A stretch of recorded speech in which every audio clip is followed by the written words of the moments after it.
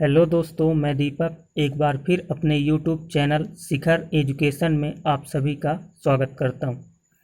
दोस्तों, हम Indian polity के 2000 MCQ को कंप्लीट करने में लगे हुए हैं। इसी क्रम में आज हम पार्ट 7 में आगे के 50 क्वेश्चन और कंप्लीट करेंगे। दोस्तों, हमने 300 क्वेश्चन कंप्लीट कर लिया था। आज हम क्वेश्चन नंबर 301 से क्वेश्चन नंबर 350 तक के 50 प्रश्नों को देखेंगे। दोस्तों, आज का ये पहला प्रश्न है, राष्ट्रपति के विरुद्ध कौन महाअभियोग प्रस्ताव ला सकता है? ऑप्शन ए, संसद के दोनों सदनों की संयुक्त बैठक, बी लोकसभा, सी राज्यसभा, डी संसद का कोई भी सदन। दोस्तों, इसका सही आंसर है ऑप्शन नंबर डी, संसद का कोई भी सदन। अगला प्रश्न है, राष्ट्रपति के विरुद्ध महाअभियोग प्रस्ताव लाने के लिए संसद के किस सदन के 1/4 सदस्यों द्वारा कम से कम कितने दिनों की पूर्व सूचना पर प्रस्तुत किया जा सकता है? 7 दिन, 14 दिन, 21 दिन, 1 माह। दोस्तों, इसका सही आंसर है ऑप्शन नंबर बी, 14 दिन। अगला प्रश्न है, राष्ट्रपति के विरुद्ध महाअभियोग प्रस्ताव पारित करने के लिए संसद के प्रत्येक सदन में कुल सदस्यों के कितने बहुमत की आवश्यकता होती है? 1/2, 2/3, 3/4, 4/5। दोस्तों, इसका सही आंसर है ऑप्शन नंबर बी, 2/3। अगला प्रश्न है,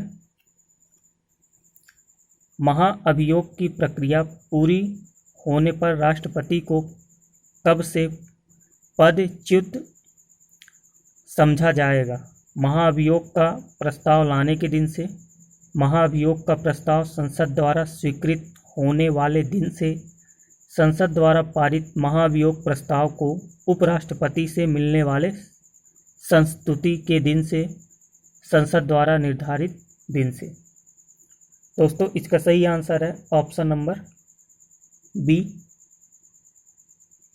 महाअभियोग का प्रस्ताव संसद द्वारा स्वीकृत होने वाले दिन से। अगला प्रश्न है, राष्ट्रपति के विरुद्ध महाअभियोग प्रस्ताव संसद द्वारा पारित होने के पश्चात क्या राष्ट्रपति की संस्तुति की आवश्यकता होती है? हाँ, लोकसभा अध्यक्ष की इच्छा पर, नहीं जनता की। दोस्तों, इसका सही आंसर है ऑप्शन नंबर बी, लोकसभा अध्यक्ष की इच्छा पर। अगला प्रश्न है, महाअभियोग प्रक्रिया के आरोपों की जांच के दौरान क्या राष्ट्रपति स्वयं संसद में उपस्थित होकर या अपने प्रतिनिधि के माध्यम से अपना स्पष्टीकरण प्रस्तुत कर सकता है? हाँ, केवल जांच के दौरान, नहीं अस्पष्ट। दोस्तों, इसका सही आंसर है ऑप्शन नंबर ए, हाँ। अगला प्रश्न है, नामांकन के समय राष्ट्रपति पद के उम्मीदवार को जमानत के तौर पर कितने रुपए जमा करना पड़ता है? 1500 रुपये, 2500 रुपये, 15,000 रुपये, 25,000 रुपये। दोस्तों, इसका सही आंसर है ऑप्शन नंबर सी, 15,000 रुपये। अगला प्रश्न है, राष्ट्रपति पद के रिक्त होने की तिथि से कितनी अवधि के भीतर रिक्ति किसी भी दिशा में भरी जानी चाहिए? 15 दिन, 30 दिन, 3 माह, 6 माह। दोस्तों, इसका सही आंसर है ऑप्शन नंबर डी, 6 माह। अगला प्रश्न है, क्या पदावधि के समाप्त होने के उपरांत भी राष्ट्रपति अपने उत्तराधिकारी के पदासीन होने तक पद पर बना रह सकता है? हाँ, नहीं, केवल आपातकाल के दौरान, जब तक उत्तराधिकारी पद ग्रहण न कर ले। दोस्तों इसका सही आंसर है ऑप्शन नंबर ए, हाँ। अगला प्रश्न है, राष्ट्रपति पद के निर्वाचन के लिए क्या शासकीय पद पर आसीन कोई व्यक्ति उम्मीदवार बन सकता है?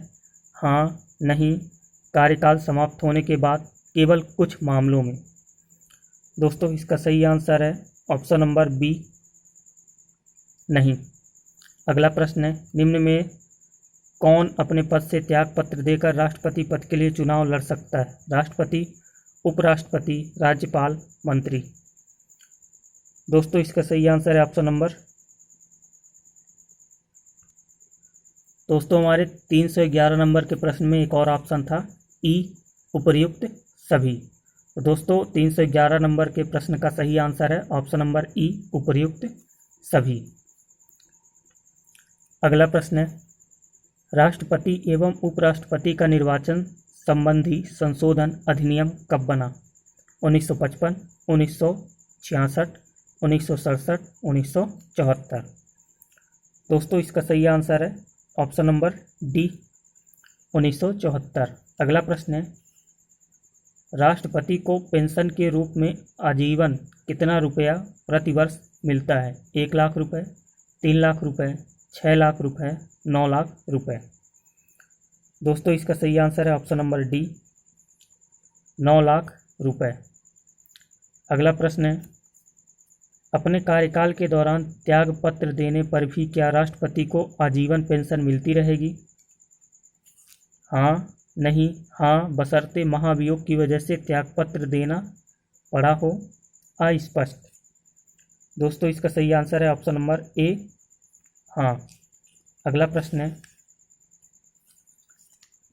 राष्ट्रपति के निर्वाचन में केंद्र को अधिक महत्व दिया गया है, राज्यों को अधिक महत्व दिया गया है, केंद्र एवं राज्यों के मध्य बराबरी बनाए रखा गया है, उपयुक्त में से कोई नहीं।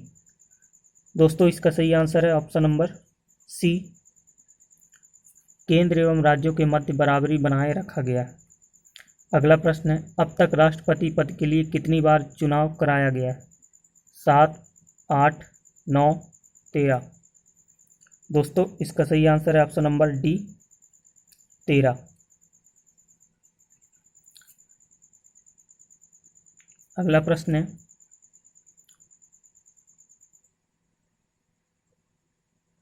वर्ष 1952 के राष्ट्रपति के निर्वाचन में विपक्षी दलों का उम्मीदवार कौन था? केटी शाह, केएम मुंशी, एचवी कामत, गोपाल स्वामी अयंगर। दोस्तों इसका सही आंसर है ऑप्शन नंबर ए, केटी शाह। अगला प्रश्न है, राष्ट्रपति पद के किस चुनाव में अंतःकरण की आवाज़ पर खुला मतदान हुआ? 1967, 1969, 1974, 1977। दोस्तों इसका सही आंसर है ऑप्शन नंबर बी, 1969। अगला प्रश्न है, कौन राष्ट्रपति द्वितीय पसंद के मतों की गणना के फलस्वरूप अपना निश्चित कोटा प्राप्त कर निर्वाचित हुआ? डॉक्टर जाकिर हुसैन, वीवी गिरी, फखरुद्दीन अली अहमद, नीलम संजीव रेड्डी। दोस्तों इसका सही आंसर है ऑप्शन नंबर बी, वीवी गिरी। अगला प्रश्न है, राष्ट्रपति पद के चुनाव के दौरान यदि किसी राज्य की विधानसभा भंग रहने की स्थिति में हो तो क्या राष्ट्रपति का चुनाव हो सकता है? हाँ, नहीं, हाँ, बशर्ते विधानसभा गत 1 वर्ष के अंदर हुआ हो। हाँ, बशर्ते विधानसभा गत 6 माह के अंदर हुआ हो। दोस्तों इसका सही आंसर है ऑप्शन नंबर ए, हाँ। अगला प्रश्न है, 1974 में राष्ट्रपति का चुनाव किस राज्य की विधानसभा के भंग होने की स्थिति में हुआ था? केरल, गुजरात, पश्चिम बंगाल, महाराष्ट्र। दोस्तों इसका सही आंसर है ऑप्शन नंबर बी, गुजरात। अगला प्रश्न है, राष्ट्रपति पद के चुनाव के लिए किसी राज्य विधानसभा के प्रत्येक निर्वाचित सदस्य के मत पत्र का मूल्य कितना होता है? ए, राज्य की कुल जनसंख्या बटे विधानसभा की कुल सदस्य संख्या भागित 1000। राज्य की कुल जनसंख्या बटे विधानसभा की कुल निर्वाचित सदस्यों की कुल संख्या भागित 1000। राज्य की कुल जनसंख्या बटे विधानसभा की कुल सदस्य संख्या भागित 100। और डी है राज्य की कुल जनसंख्या बटे विधानसभा के कुल निर्वाचित सदस्यों की कुल संख्या भागित 100। दोस्तों इसका सही आंसर है ऑप्शन नंबर बी।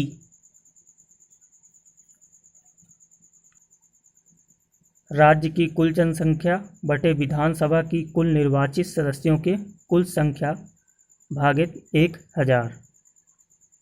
अगला प्रश्न है, राष्ट्रपति पद के चुनाव के लिए संसद के प्रत्येक सदन के प्रत्येक निर्वाचित सदस्य के मत पत्र का मूल्य कितना होता है?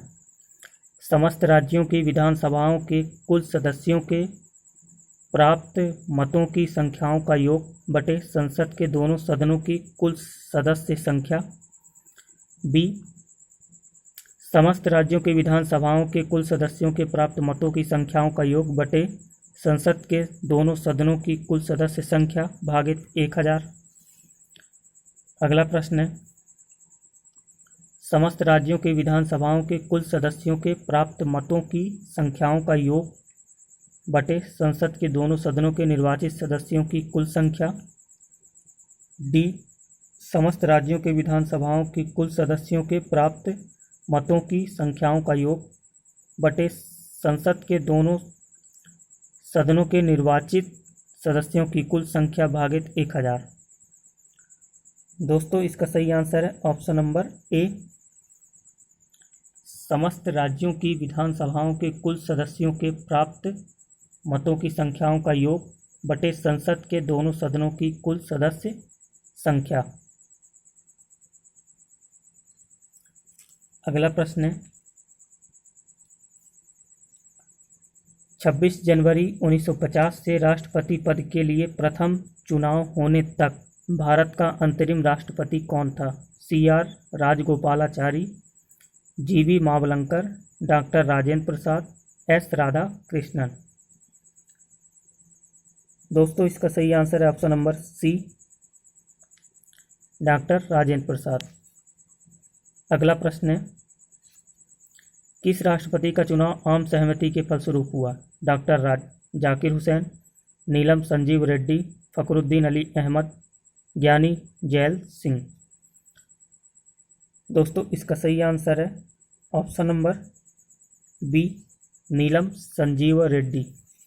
अगला प्रश्न है, 24 जनवरी 1950 को डॉक्टर राजेंद्र प्रसाद को अंतरिम राष्ट्रपति निर्वाचित किया गया। उनका निर्वाचन किसने किया? आम जनता, संविधान निर्मात्री सभा, संसद, संविधान प्रारूपण समिति। दोस्तों इसका सही आंसर है ऑप्शन नंबर बी, संविधान निर्मात्री सभा। अगला प्रश्न है, उपर्युक्त चुनाव में डॉक्टर राजेंद्र प्रसाद एकमात्र उम्मीदवार थे। उनके नाम का प्रस्ताव एवं समर्थन क्रमशः किन्होंने किया? जवाहरलाल नेहरू, सरदार पटेल, जयप्रकाश नारायण, सरदार पटेल, जवाहरलाल नेहरू, आचार्य JV कृपलानी, सरदार पटेल, श्यामा प्रसाद मुखर्जी। दोस्तों इसका सही आंसर है option number A, Jawaharlal Nehru, Sardar Patel. अगला प्रश्न है, राष्ट्रपति पद पर सर्वाधिक अवधि तक आसीन रहने वाले व्यक्ति कौन है? Doctor Rajendra Prasad, doctor Sarvepalli Radhakrishnan, VV Giri, Giani Zail Singh. दोस्तों इसका सही आंसर है option number A, doctor Rajendra Prasad. अगला प्रश्न है, राष्ट्रपति पद पर कार्यकारी राष्ट्रपति के अलावा सबसे कम अवधि तक पदारूढ़ रहने वाले व्यक्ति कौन है? Doctor Sarvepalli Radhakrishnan, doctor Zakir Hussain, Fakhruddin Ali Ahmed, Neelam Sanjiva Reddy. दोस्तों इसका सही आंसर है option number B, doctor Zakir Hussain. अगला प्रश्न है, निम्न में से किन व्यक्तियों ने कार्यकारी राष्ट्रपति के रूप में कार्यभार संभाला? VV गिरी, एच.एम. हिदायतुल्ला, बी.डी. जत्ती, उपर्युक्त सभी। दोस्तों इसका सही आंसर है ऑप्शन नंबर डी, उपर्युक्त सभी। अगला प्रश्न है, किस कार्यवाहक राष्ट्रपति ने सबसे कम अवधि के लिए राष्ट्रपति का पद संभाला? V V. Giri, B D. Jatti, H M. Hidayatullah, doctor S. Radhakrishnan. दोस्तों इसका सही आंसर है option number C, H M. Hidayatullah. अगला क्वेश्चन है, किस कार्यवाहक राष्ट्रपति ने सबसे लंबी अवधि के लिए राष्ट्रपति का पद संभाला? V V. Giri, H M. Hidayatullah, B D. Jatti, doctor S. Radhakrishnan. दोस्तों इसका सही आंसर है ऑप्शन नंबर सी, बी.डी. जत्ती।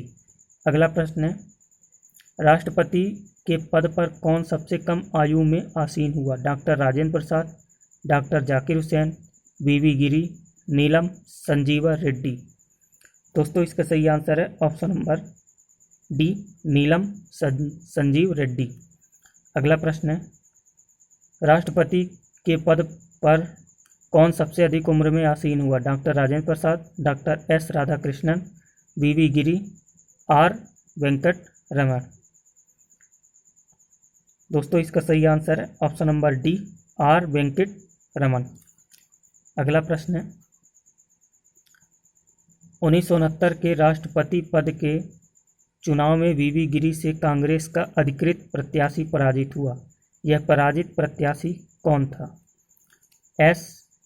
Nijalingappa, doctor C. Deshmukh, Neelam Sanjiva Reddy, K. Subba Rao. दोस्तों इसका सही आंसर है option number C, Neelam Sanjiva Reddy. अगला प्रश्न है, किस कार्यवाहक राष्ट्रपति ने त्यागपत्र देकर राष्ट्रपति का चुनाव लड़ा और विजयी हुआ? V V. Giri, H M. Hidayatullah, B D. Jatti, doctor Zakir Hussain. दोस्तों अगला प्रश्न है, इसका सही आंसर है option number A, V V. Giri. अगला प्रश्न है, किस राज्य से संबंधित व्यक्ति अब तक सर्वाधिक बार राष्ट्रपति निर्वाचित हुए हैं? तमिलनाडु, कर्नाटक, आंध्र प्रदेश, केरल। दोस्तों इसका सही आंसर है ऑप्शन नंबर सी, आंध्र प्रदेश। अगला प्रश्न है, किन राष्ट्रपतियों की मृत्यु अपने पद पर आसीन रहते हुए हुई? Doctor Rajendra Prasad, Fakhruddin Ali Ahmed, doctor Rajendra Prasad, doctor Zakir Hussain, doctor S. Radhakrishnan, Fakhruddin Ali Ahmed, doctor Zakir Hussain, Fakhruddin Ali Ahmed. दोस्तों इसका सही आंसर है option number D, doctor Zakir Hussain, Fakhruddin Ali Ahmed. अगला प्रश्न है, निम्न में से कौन राष्ट्रपति लोकसभा का भूतपूर्व अध्यक्ष था? जाकिर हुसैन, वी.वी. गिरी, ज्ञानी जैल सिंह, नीलम संजीव रेड्डी। दोस्तों इसका सही आंसर है ऑप्शन नंबर डी, 339 का option number D, Neelam Sanjiva Reddy. अगला प्रश्न है, निम्न में से कौन राष्ट्रपति भूतपूर्व केंद्रीय गृह मंत्री था? R. Venkat Raman, V V. Giri, Giani Zail Singh, doctor Zakir Hussain. दोस्तों इसका सही आंसर है ऑप्शन नंबर सी, ज्ञानी जैल सिंह। अगला प्रश्न है, उस राष्ट्रपति का नाम बताइए जो राष्ट्रपति निर्वाचित होने के पहले एक बार राष्ट्रपति पद का चुनाव हार चुका था। Doctor Zakir Hussain, Fakhruddin Ali Ahmed, V V. गिरी, नीलम संजीव रेड्डी। दोस्तों इसका सही आंसर है option number D, Neelam Sanjiva Reddy. अगला प्रश्न है, 20 जुलाई 1969 को कार्यकारी राष्ट्रपति के रूप में पदभार संभालते समय एच.एम. हिदायतुल्ला किस पद पर आसीन थे? केंद्रीय गृह मंत्री, उपराष्ट्रपति, कैबिनेट सचिव, सर्वोच्च न्यायालय के मुख्य न्यायाधीश। दोस्तों इसका सही आंसर है option number B, option number D, सर्वोच्च न्यायालय के मुख्य न्यायाधीश। अगला प्रश्न है, एच.एम. हिदायतुल्ला को कार्यकारी राष्ट्रपति पद की शपथ किसने दिलवाया? प्रधानमंत्री, उपराष्ट्रपति, लोकसभा का अध्यक्ष, सर्वोच्च न्यायालय के वरिष्ठतम न्यायाधीश। दोस्तों इसका सही आंसर है ऑप्शन नंबर डी, सर्वोच्च न्यायालय के वरिष्ठतम न्यायाधीश। अगला प्रश्न है, एच.एम. हिदायतुल्ला को कार्यकारी राष्ट्रपति का पदभार किन स्थितियों में ग्रहण करना पड़ा? उपराष्ट्रपति का पद रिक्त होने के कारण, उपराष्ट्रपति के अस्वस्थ होने के कारण, उपराष्ट्रपति को विदेश में होने के कारण, उपराष्ट्रपति द्वारा कार्यकारी राष्ट्रपति का पद ग्रहण करने से अस्वीकार करने के कारण। दोस्तों इसका सही आंसर है ऑप्शन नंबर ए, उपराष्ट्रपति का पद रिक्त होने के कारण। दोस्तों यहाँ पर निर्देश दिया गया है, प्रश्न क्रमांक 345 से 351 सूची 1 और सूची 2 राष्ट्रपति पद के लिए विरोधी दल का प्रत्याशी को सुमेलित कीजिए। 345 क्वेश्चन है, 1952 का चुनाव नीलम संजीव रेड्डी। 346 क्वेश्चन है, 1967 का चुनाव त्रिदिव चौधरी। 347 क्वेश्चन नंबर, 1969 का चुनाव जीजी स्वैल। क्वेश्चन नंबर 348, 1974 का चुनाव केटी शाह। क्वेश्चन नंबर 349, 1982 का चुनाव कृष्ण अय्यर। क्वेश्चन नंबर 350, 1987 का चुनाव के सुब्बा राव। क्वेश्चन नंबर 351, 1992 का चुनाव हंसराज खन्ना। दोस्तों मैं इनका सही आंसर बता दूं आपको। 345 का है ऑप्शन नंबर डी। 346 का है ऑप्शन नंबर एफ। 347 का है ऑप्शन नंबर ए। 348 का है ऑप्शन नंबर बी। 349 का है ऑप्शन नंबर जी। 350 का है ऑप्शन नंबर ई और 351 का है ऑप्शन नंबर सी। दोस्तों आज के ये हमारे 50 प्रश्न पूरे हो चुके हैं। अब अगले 50 प्रश्न हम अगली वीडियो में लेकर आएंगे। तब तक के लिए आप हमारे साथ बने रहें, और यदि आपको हमारा यह प्रयास अच्छा लगा हो और वीडियो अच्छी लगी हो तो प्लीज़ आप लोग लाइक, शेयर और कमेंट करें तथा चैनल को सब्सक्राइब कर लें ताकि आपको हमारे नए वीडियो का नोटिफिकेशन मिलता रहे। धन्यवाद।